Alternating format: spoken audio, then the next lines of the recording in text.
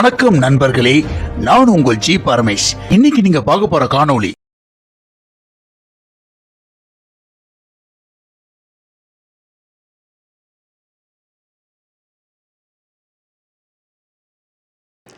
Captain அவர்கள் நடித்த எங்களண்ணா படத்தை பத்தி தான் இந்த காணொளியில நீங்க பார்க்க போறீங்க. 2003 மம்முட்டி அவர்கள் நடித்து மிகப்பெரிய வெற்றி பெற்ற படம் குரோனிக் பேச்சுலர். அந்த படத்தோட ரீமேக் தான் இந்த எங்களண்ணா படம்.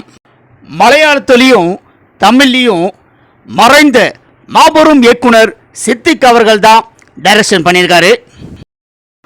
பொதுவாக இயக்குனர் சித்திக் அவர்கள் டைரக்ஷன் பண்ணாவே அவருடைய படத்தில் காமெடி காட்சிகள் எல்லாரையும் ரசிக்க வைக்கிறபடி தான் இருக்கும்.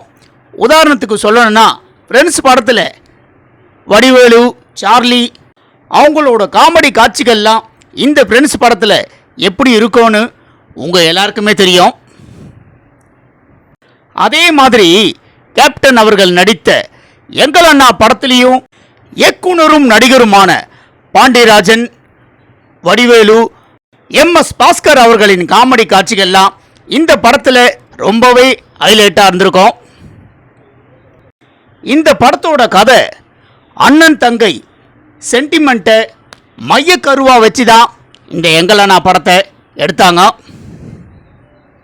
இந்த எங்களண்ணா படத்தில் கேப்டன் அவர்களோட அமைதியான நடிப்பு கேப்டன் அவர்களோட ரசிகர்களையும் மக்களையும் ரொம்பவே கவர்ந்துச்சு அப்படின்னு தான் சொல்லணும். இந்த எங்களண்ணா படத்தை பொறுத்த வரைக்கும் இயக்குனர் சித்திக் அவர்களின் டைரக்ஷனில் எல்லா ஆடியன்ஸையும் கவர்ந்த ஒரு கமர்ஷியல் திரைப்படம். அதே மாதிரி மலையாளத்தில் எந்த அளவுக்கு இந்த படம் மிகப்பெரிய அளவுக்கு வெற்றி அடைஞ்சதோ, தமிழ்லையும் ஒரு மிகப்பெரிய வெற்றி பெற்ற படம் தான் கேப்டன் அவர்கள் நடித்த எங்களண்ணா திரைப்படம்.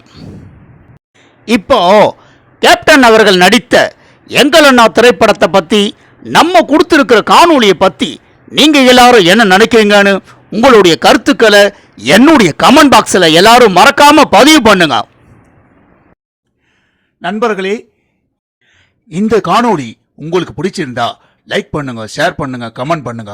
ரொம்ப பிடிச்சிருந்தா ஜி பரமேஷின் கற்றது கையளவு சேனலை சப்ஸ்கிரைப் பண்ணுங்க.